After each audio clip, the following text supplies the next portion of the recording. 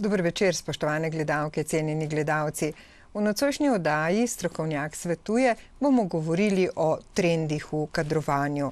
Marsikaj o tem nam bosta povedala naša današnja gosta, ki jo prijazno pozdravljamo v studiu VTV vaše televizije. Dober večer, gospod Matic Kadliček. Dober večer. In dober večer tudi vam, magister Janez Kolar. Dober večer.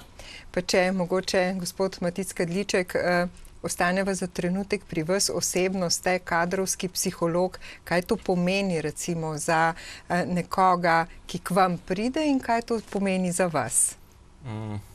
To pomeni, da se ukvarjam z čustvenimi platmi pri kadrovanju, se pravi v smislu težav, ki lahko nastopi, in veliko o tem bova danes z Janezom govorila. Se pravi najprej od selekcije, jasno psihološko ocenjevanje in tako dalje, ampak tekom procesa se pa kljub vsemu zgodi še marsikaj s človekom pri delu. To je pa nekako področje, s katerim se jaz ukvarjam. Pa se temu v zadnjem času posveča več pozornosti kot včasih? Opažam trend, da vse več, še vedno pa mogoče ne toliko, kot bi želeli. Magister Janez Kolar, vi ste strateški svetovalec in coach. Kaj se pa za tem skriva? Glejte, spremembe so spet stalnice, čeprav o tem stalno govorimo, in po najnovejših podatkih kaže, da se spremembe dogajajo eksponentno. Ljudje smo ostali pa na stopnji razvoja, kot smo počasi skozi zgodovino se razvijali, in vrzel med tem, kar se dogaja, kar je aktualno, med tem, kjer se posameznik nahaja, je vedno večja. In zdaj tukaj treba pomagati organizacijam, da najdejo svojo pot, pa tudi posameznikom, da lahko sledijo organizacijam. In tudi o tem bomo nocoj kaj več povedali. In ko smo se pogovarjali, se mi je zdelo, da sta izbrala zelo zanimiv naslov trendi, mogoče asociacija na kakšno modo ali kaj podobnega. Trendi v zaposlovanju, kako pa recimo tukaj, kako je to povezano?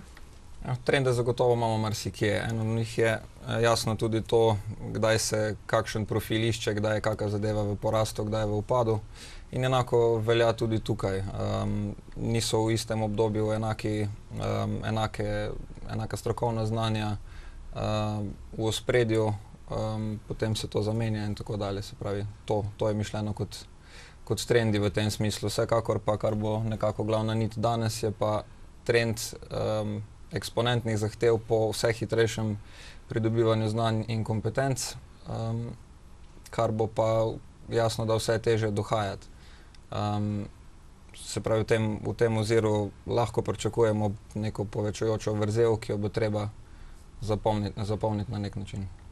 In tudi to vajno sodelovanje pomeni, da so to tudi novi trendi, da se tudi tisti, ki iščejo zaposlitev, in tisti, ki iščejo nekoga, ki ga bodo zaposlili, vedno bolj obračajo tudi na vas, na podjetja, ki za to skrbite. Tako je. Več kot očitno je, da se v poslovnem svetu, tako pravita, tudi vidva delovna mesta spreminjajo, da se prilagajajo potrebam, da ima vse večji vpliv tudi tehnologija, in če je včasih veljalo tako, da ko so se mogoče naši dedki, babice, starši zaposlili, je bilo to in tukaj so dočakali pokojnino, in če so vmes zamenjali službo, so rekli, kaj pa je s tem človekom narobe, danes to daleč od tega, Mogoče nekaj tega refleksa še je, se ga bo pa treba nekako tresti, ker take dolge dobe verjetno ne bo več, se pravi, da bi v enem podjetju ostal kompletno kariero. Če ima še Janez mnenje o tem? Težko bi se bolj strinjal s kolegom, sem pa še eno drugo zanimivost opazil. Namreč moj občutek je, ko hodim po podjetjih, da se je toleranca do napak bistveno znižala. Kar pomeni, da mi hočemo imeti mladega človeka z velikimi izkušnjami, ki ne bo delal napak. Takih ljudi ni. In v bistvu ljudje so včasih imeli možnost narediti napako, lahko so jo popravili in so lahko potem vztrajali in so se učili. Danes naredi napako, mora reči, lahko greš drugam, in potem mora spet iskati svoj prostor, pa hkrati tisto napako popraviti, in če ne dobi primerne povratne informacije, ne ve, kaj konkretno mora popraviti. Če jaz vem, recimo, da mi manjka znanje pogovorne nemščine, bom poiskal tečaj in se bom naučil. Če ne vem, kaj mi manjka, lahko tavam v temi. Potem pa pridem lahko Matico na vrata, pa rečem, pomagajte mi. In potem pomagate? Ja, v takih primerih jasno, da kakšna napaka nekako odzvanja posamezniku v glavi precej dolgo in lahko sabotira nekako vsa prizadevanja naprej, da bi pa bila stvar drugačna, ne. Se pravi, te zadeve nekako treba potem razvozlati, da pa vendarle smo ljudje in da napake niso neka splošna obsodba, da zdaj pa smo kompletno, ne vem, nesposobni ali karkoli v tem smislu, da se lahko nekako znajdemo naprej in, kot je Janez rekel, najdemo področja, kjer še lahko kaj izboljšamo in se tega tudi aktivno lotimo. Kjer smo, tako kot pravijo, močni, ne, in tako dejansko na tem graditi. Mogoče se pojavlja ena taka zanimiva dvojnost. Po eni strani smo podaljšali delovno dobo, pa vendarle ostajajo tisti, ki so težje zaposljivi, starejši delavci, še vedno enako takšni kot pred podaljšanjem. In mladi ostajajo še vedno tisti, ki imajo težavo pri prvi zaposlitvi. Zakaj? Težko bi dal enoznačen odgovor, zdi pa se mi, da smo ljudje enostavno včasih izgubljeni v tem svetu. Tudi sama podjetja, organizacije, ki ste prej vprašali strateško gledano, ne vejo, kaj se bo zgodilo, kakšne bo potrebe po ljudeh čez 10-15 let. Vemo, da bomo rabili ljudi, ne vemo pa, zakaj točno jih bomo potrebovali, ne vemo, kakšne veščine potrebujejo in zato se zatečemo k temu, da gradimo na vrednotah, se pravi, da so prilagodljivi, da jim lahko zaupamo, dosti več pa ne vemo. Po drugi strani pa vsi znamo zdaj angleščino, je angleščina naš domači jezik, postala tako rekoča, tehnologijo moramo kar znati in kdor bo recimo teh osnovnih veščin, ki bi postale samoumevne, ne bo obvladal, utegne biti zelo hiter na obrobju in ga bo verjetno relativno težko nazaj pripeljati, da bo aktiven, da bo neko, bi rekel, človeka dostojno življenje živel in tudi prispeval k družbi. Še eno zavedanje, ki ste ga prej omenila, da bomo nekako morali ponotraniti to, da bomo bolj sami skrbeli zase, torej za naše izobraževanje, za to, da bomo recimo na področju tehnologije bolj sami tisti, ki bomo stvari osvajali. Kako se bomo pravzaprav teh stvari lotili? Točno tako, kot ste rekli, že danes nekako v povprečju velja, da je razpolovna doba znanja 2 leti. Se pravi, to pomeni po 4 letih nekje bi že po tej logiki bili skoraj da neuporabni, kar se trenutnega znanja tiče. Stvari grejo toliko hitreje naprej, pa kaže, da bo šlo samo še hitreje. Kar pomeni, da jasno aktivna vloga posameznika za to, da bo v koraku z veščinami in tehnologijo, tudi na vse zadnje ni samo tehnologija. Veliko se govori o tem danes, ampak ni to vse. Bo kar velika teža na posameznikih, da poskrbijo za to, da so v koraku s časom. In potem se bomo ukvarjali s tem, da mladi nekako ne upajo, ker se jim zdi, da ne zmorejo, in starejši bodo obupavali, ker ne zmorejo in ker ne znajo. Že danes bomo ugotovili, da je velik del ljudi, ki jih rečemo, da so brezposelni, morda nezaposljivih, ker ne najdemo pravega mesta, sami se tudi morda ne znajo obrniti. In tudi v prihodnosti se nam to lahko dogaja, če pač ne bomo znali ujeti tega trenda ljudi. Je pa to povezano s paradoksom, ki smo ga tudi prej omenili, da nam po drugi strani ljudi zmanjkuje. In očitno je še en izziv pred našo generacijo v tem, da bomo najstran povezovali starejše, ki so morda malo manj učijo se ali pa malo manj prilagodljivi, pa mlade, ki so morda celo malenkost preveč prilagodljivi. Da to povežemo skupaj v celoto. In če lahko tako povesta dovolj plastično, kaj se dogaja v tem trenutku na trgu dela? Ravno ta vrzel je pogosto problematična. Namreč ravno pred kratkim je prišla ven raziskava, ki je nekako nakazala na to, da se ljudje približno pri 41. letu mentalno odklopijo na nek način. Se pravi, da mogoče zaradi tega, da obupajo nad hitrostjo sprememb ali kakorkoli, ali pa tudi po drugi strani organizacije nad njimi, se pravi, da manj vlaga vanje in jasno, da nastopijo težave. Zdaj, pričakovana življenjska doba trenutno je pa nekje 80 let, se pravi nekje na polovici kaže, da gre puška v koruzo. Kar jasno, da ne more biti dobro. In potem recimo, kakšen je zdaj trend v zaposlovanju, to, kar smo na začetku se vprašali? Trend bi rekel, da je ta, da bo vedno več teže na podjetjih in posameznikih, da da sami poskrbijo za znanje.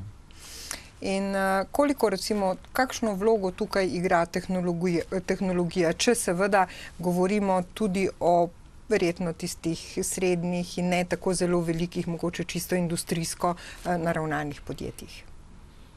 Osebno sem ljubitelj tehnologije, mi je všeč in zato ocenjujem, da je tehnologija lahko zelo koristna, če jo spoznamo in če jo znamo pravilno uporabiti.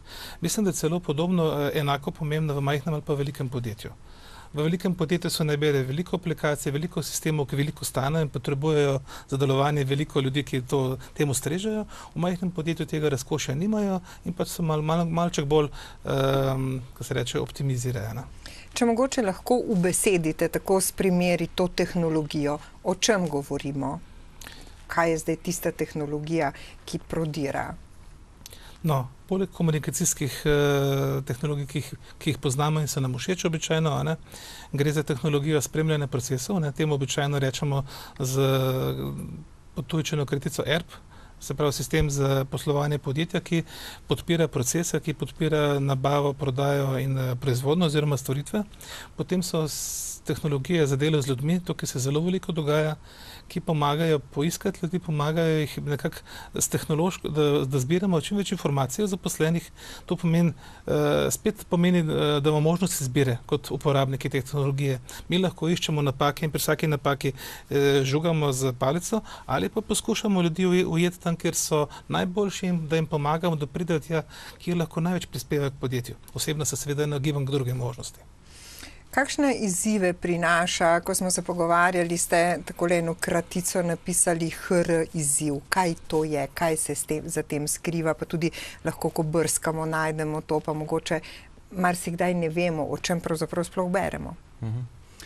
Marsikomu je najbližje oziroma prva asociacija na HR nekako zaposlovanje, ampak to je samo nekako prva faza cele zadeve, ki pravimo kadrovanje in vključuje tudi celotne procese, kako razvijati posameznika tudi kasneje, se pravi tekom zaposlitve do načrtovanja nasledstva, se pravi zajema zelo široko področje, interdisciplinarno področje, ki presega nekako samo golo iskanje kadra in iskanje najprimernejšega človeka. Torej tudi pri razvoju kadrov, mogoče še pojasnilo prejšnjega vprašanja. Trend je tudi ta, da se kaže zavedanje potrebe po lastnem šolanju z razmahom številnih spletnih pa tehnoloških rešitev za pridobivanje znanja. Recimo mnoge ugledne univerze so že šle na ponujanje svojih programov na spletu, se pravi lahko vi in jaz in Janez, kdorkoli pridobi za kak predmet digitalno diplomo, da tako rečemo, marsikje po svetu. Se pravi, opcije so. Marsikdo žal še tega ne ve v zadostni meri, ampak bo pa vedno bolj široko zavedanje tega bo mogoče prineslo to, da se prav čas še lotimo zapiranja te vrzeli v znanju. Novi načini dela se pojavljajo, recimo, če sledimo tudi mogoče malo tem novim tehnologijam, tukaj ni več samo prostor, pisarna, kjer sedim od takrat do takrat, ampak so to tudi nekako novi načini dela, no? Ja, to je zelo zanimivo. Spet je lahko velika priložnost, lahko pa je past. Namreč meja med osebnim in službenim se zamegljuje, in ljudje, če ne znamo postaviti prave meje, če ne znamo delovnih nalog, bi rekel, razdeliti v teku dneva, lahko postanemo sužnji svoje ali službe, ali pa smo pri tem neuspešnejši, manj uspešni od konkurence. In tukaj je spet odgovornost na posamezniku, ali znam postaviti vrednote, družinsko delo ali prijatelje in posel, tako da mi to znese v enem dnevu ali pa počasi pregorim. In koliko recimo lahko to postavim v odnosu do delodajalca? Recimo, mogoče bi pa postavil meje, pa si ne upam, zato ker mogoče delodajalec od mene veliko pričakuje, jaz pa tega ne znam nekako v harmoniji uskladiti. Ja, to dilemo vidim pri mnogih vrstnikih, recimo jaz sem že pripadnik Y generacije in to so zelo, zelo resna vprašanja, s katerimi se soočamo. Zdaj v tujini so pa že celo tako daleč prišli s tem, da so ugotavljali, da jim to vpliva na bolniške odsotnosti, na pregorevanje, kot je kolega omenil. In so sami postavili barijere. Se pravi, imamo neko neravnovesje moči, jasno delodajalec ima v tem primeru višjo, ampak je ugotovil marsikdo od delodajalcev, da je bolje, če zaklene strežnike in da recimo po 5 uri nihče ne more dostopati, tudi če bi želel. Se pravi, nekako zopet prisilen počitek. Zaradi tega, ker sicer delo trpi, procesi trpijo, ljudje odhajajo na bolniško in tako dalje. Rekli ste, da ste nekako pripadnik Y generacije, veliko se v zadnjem času govori tudi o milenijcih, pa o novi Z generaciji. Kakšne razmejitve so to? Zakaj recimo se jih v tem svetu tako zelo razmejuje te generacije? Zdaj, moje stališče pri tem je, da do neke mere to je arbitrarno početje, se pravi, da mejo postavimo nekje. Neke skupne točke pa vendarle so. Recimo za našo generacijo, ki smo odraščali že z internetom od samega začetka, je mogoče drugače, kot je Z generaciji, ki je že to bilo v polnem zamahu takrat, ko so prišli tja. So pač temu rečejo digital natives, se pravi, so že digitalni domačini, kako bi se to prevedlo? Domorodci, evo. Torej mi je to nekako domače. Mi nekako sproti rastemo s to zadevo in je sigurno razlika, ena od generacijskih razlik med nami pa mogoče generacijami pred nami, se pravi, ki jih je pa ta zadeva mogoče na levi nogi dobila in jim je težje ostajati v koraku s tem razvojem. Tudi nam je težko ostajati v koraku s tem. Zdaj je mogoče lažje zaenkrat, ampak glede na to, da smo menjali eksponentne spremembe, bo še zabavno. In kako se bo potem tukaj znašla tista generacija, ki mogoče nima imena, ampak je, ne vem, po 40., po 50. Ma lepo ime, reče se X generacija, ne? Morala se bo znajti. Poglejte, jaz bom naslednje leto 50 let star in ko pogledam na družabno omrežje, polovice svojih vrstnikov ne najdem. Meni se to zdi nepojmljivo, ni me očitno logično. Ampak glede na to, da se tudi prodaja e-commerce širi na internet in čez 50 let se lahko brez kakšnih posebnih tehnoloških revolucij zgodi, da ne bomo prepoznali več svoje trgovine, da ne bomo znali uporabiti pravilno storitve, ki nam je na razpolago.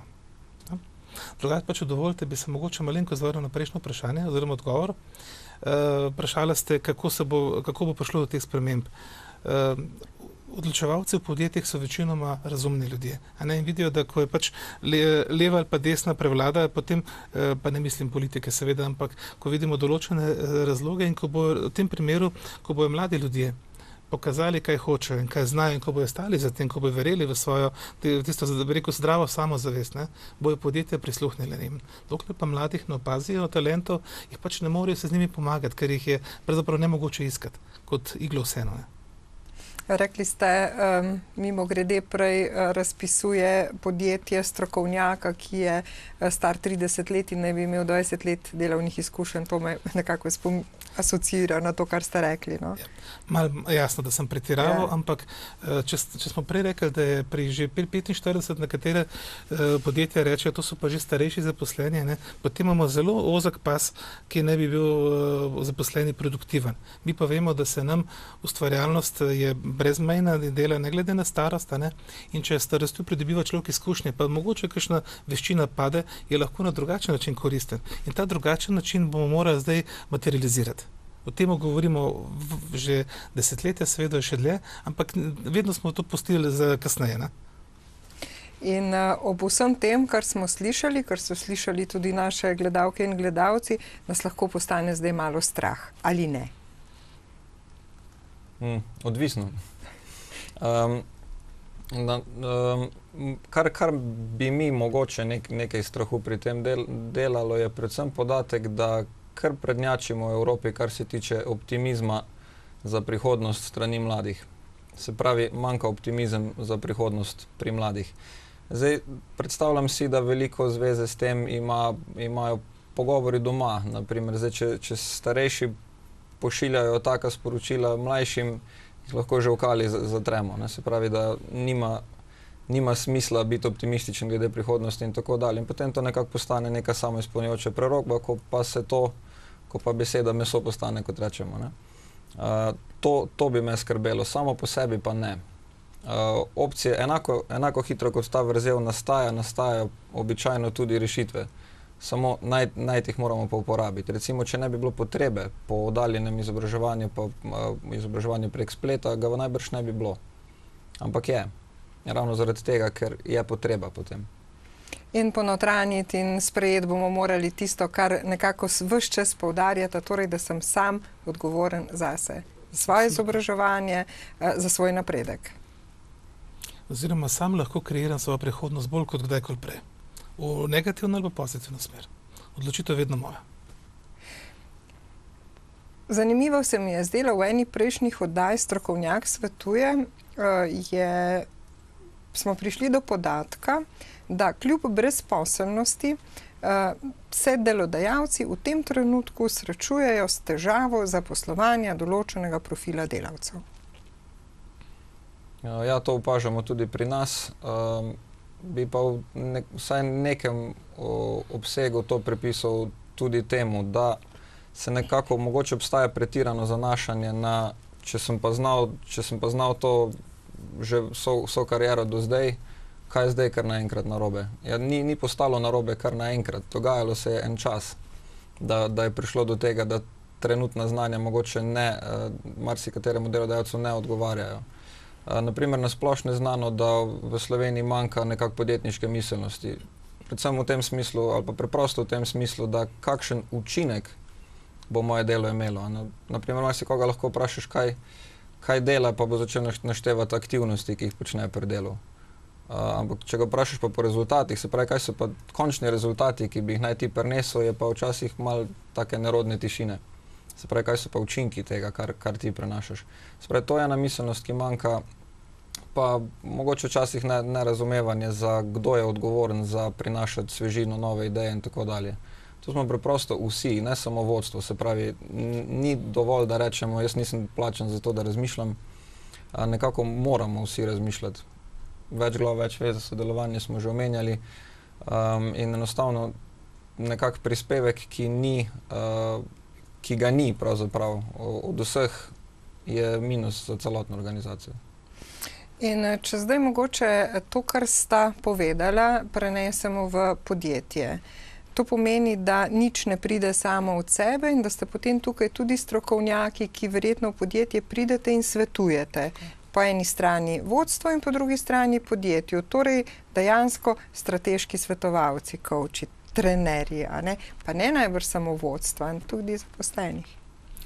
Zanimivo je, da vodstva zelo pogosto vedo, kaj bi radi, ker so tudi, bi rekel, na braniku informacij vplivov različnih, in se zavedajo potrebe po spremembi, vendar zaradi naslednjih nivojev vodenja v večjih podjetjih pogosto tega ne znajo spremeniti, če dosežejo pride do nekega notranjega upora, oziroma do upora do sprememb.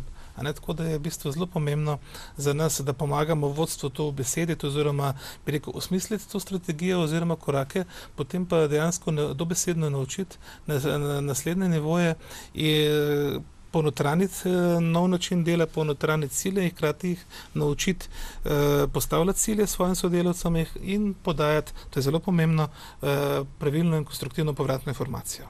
Ker če jaz dobim konstruktivno informacijo, kaj konkretno se od mene pričakuje, na kakšen način, moram biti pa res bučko, da tega ne naredim. Ne? Koliko se podjetja tega poslužujejo? Vse več. Leta 2008 smo govorili samo o krizi, čeprav kriza je takrat, ko je pač v 2 četrtletjih ne gre gor, pa gre dol, malo tudi, če bi šlo minimalno. In najprej so na udaru običajno stroški izobraževanja, ki so takrat nepotrebni stroški. Zdaj se kaže vedno bolj, da te stroški, da ta manko, ki je bil v teh letih nabran, se bo zdaj začel pokrivati, in potem s hitrostjo spreminjanja pogojev, v katerih organizacija dela, jaz verjamem, da bomo počasi vsi skupaj ugotovili, da rabimo tukaj neko vzdržno, kontinuirano zadevo. Ljudje, če se nekaj na veliko naučimo, pa potem tega ne uporabljamo, to pozabimo. Ko sem mi zdaj malo preklepetala o moji nemščini, ne? Če ne uporabljaš, jo pač pozabiš. Nekje zadje imam, ne? Ampak moram trenirati. Enako je z našimi zaposlenimi in potem kos za kosom. Ste najboljše podjetje na svetu, nima najboljših ljudi, imajo pa najbolj med sabo povezane. Vedno pogosteje slišimo podatke o splošni gospodarski rasti. Vidva, se mi zdi, da se pa sprašujeta, kdo bo načrtovano rast dejansko izvedel. Ja, točno to je vprašanje, ki gre pa ne samo nama, marsikomu po glavi. Naprimer, o begu možganov se veliko govori, se pravi, ljudje odhajajo v tujino, praviloma najboljši, ne? Pa pogovarjali so se prej tudi o tem, da mogoče baby boom generacija na vse zadnje tudi po demografskih spremembah so imeli nekako manj otroka, ne? Zdaj je nekako nastala neko tako ozko grlo glede števila ljudi, ki bo to vrzel zapolnili. Se pravi, gospodarstvo gre gor. Vprašanje je, imamo kapaciteto to dejansko potem izvesti. Recimo za 2050 je že napovedano, da bo samo polovica delovno aktivnega prebivalstva. To ne vem, če bomo dosegli to tako dodano vrednost, da bo to dovolj, ne? Se pravi, majčkeno smo se sprašvali, zakaj bi to nastalo, ampak ne vem, smo prišli do boljšega odgovora, ali mislim, da ne. Je pa še nekaj drugega, kar bi morda kazalo poudariti. Dr. Kornhauserova je nekoč razlagala, kako je pomembno, da smo Slovenci vsi poskušamo biti odlični, zato ker nismo zelo številčen narod. Naš je pač 2 milijona plus minus, tudi v perspektivi. In Nemcev je, ne vem, 80 milijonov, Francozov spet toliko in toliko 10 milijonov in je dovolj, če jih je precej manj odličnih. Nas je malo. In če hočemo nekaj pomeniti, če se hočemo ohraniti v narodnem, v ekonomskem smislu, moramo vsi stremeti k odličnosti, ne? Kar pa po drugi strani pomeni, da moramo s svojimi sodelavci, s svojimi v bistvu sodržavljani ravnati tako, da gradimo tisto, kar je v njih res dobrega in to vklopiti v delovni proces, v kulturni proces, ustvarjalni proces, kamorkoli. To se pa redko danes dogaja, ker še vedno mislim, vse bojo že prišli, se jih je dovolj. Ni jih dovolj, ne čakajo, če ne bojo tukaj se čutili dobrodošli, bojo šli drugam. Mi moramo nujno narediti več z manj. Torej, nekako prenova, posodobitev, tako kot pravite, sicer tako neromantičen izraz, ampak posodobitev človeških virov, a ne? Lahko bi rekli na ta način, ja. Ali pa posodobitev miselnosti, predvsem. Ali pa uporaba zdrave kmečke pameti. Da povežemo to z našo preteklostjo. Slovenci smo se izredno veliko prilagajali. Skozi zgodovino, pa tudi v zadnjih 30 letih nenormalno preveč. Ampak zdaj lahko to prilagodljivost uporabimo spet, ampak mogoče bi rekel v uporaba način, da lahko zgradimo prihodnost sebi tudi pokojnine, pa prihodnost svojim otrokom oziroma zanamcem.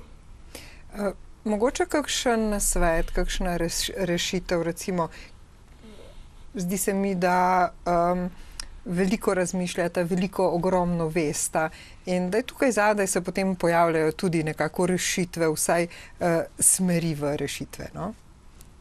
Ja, nasvet bi bil sigurno ta, že na prejšnji oddaji sem omenil eno misel, ki mi je bila zelo všeč in sicer se glasi čisto enostavno, ne diplomiraj.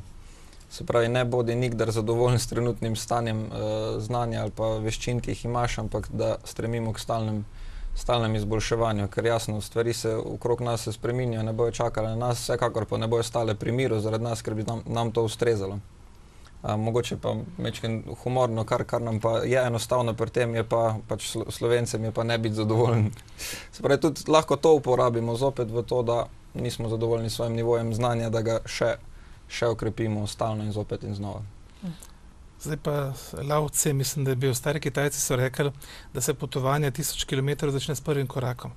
Se pravi, ne sedeti na kavču, razen kadar gleda kakšno zanimivo oddajo na vaši televiziji, drugače pa razmišljati, iskati rešitve, kako se lahko naučim, pa predvsem se pogovarjati z vsemi, z mlajšimi in starejšimi. Sodelovati med sabo in slišati se, no.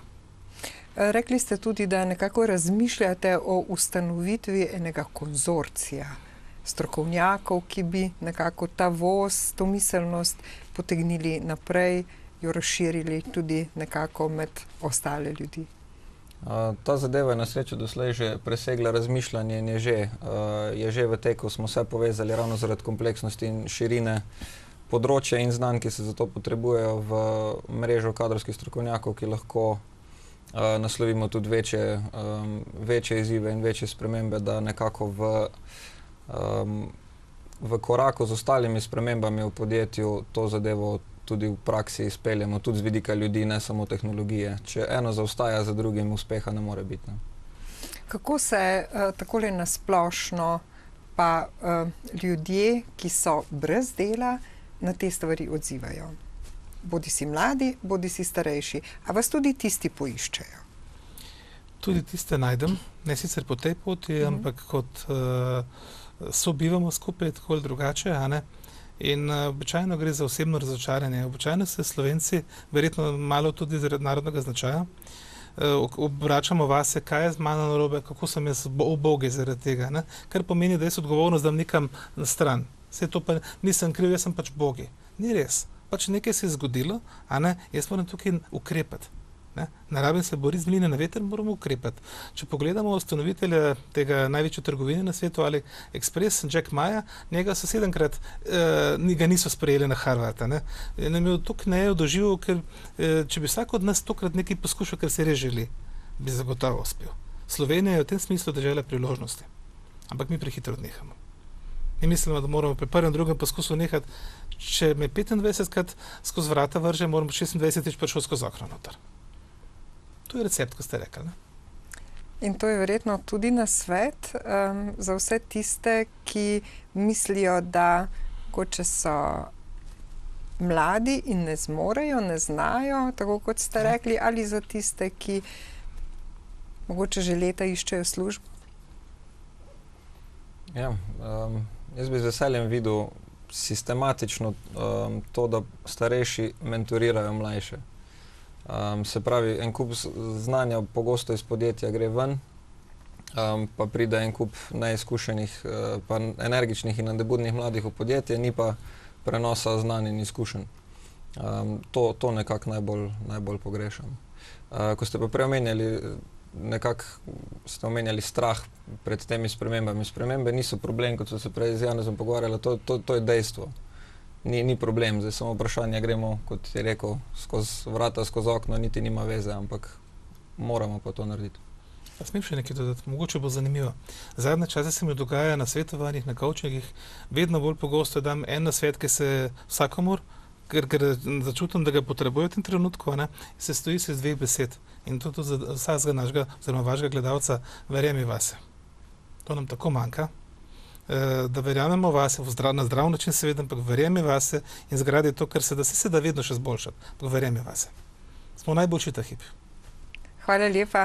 Verjamem, da je to najlepša popotnica za naše gledalke in gledalce ob vsem, kar so nocoj od vaju slišali. Hvala za obisk v studiu. Hvala za povabilo. Hvala tudi vam.